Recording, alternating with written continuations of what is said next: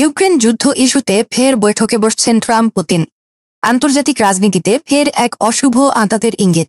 বিশ্ব শক্তিধর দুই নেতার এই হঠাৎ ফোনালাপ এবং আসন্ন বৈঠক জন্ম দিয়েছে নতুন কৌতূহলের।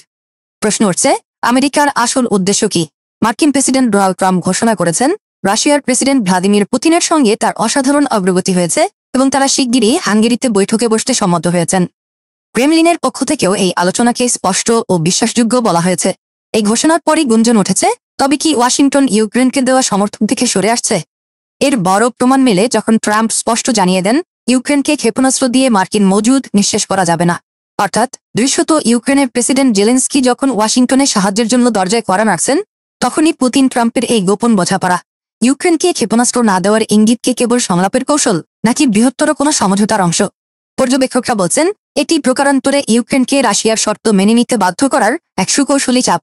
আমেরিকা কি তবে ইউক্রেনকে বলির পাঠা বানিয়ে নিজেদের স্বার্থ সিদ্ধি করতে চাইছে, নাকি এর পেছনে আমেরিকার কোনো বিশেষ এজেন্ডা কাজ করছে?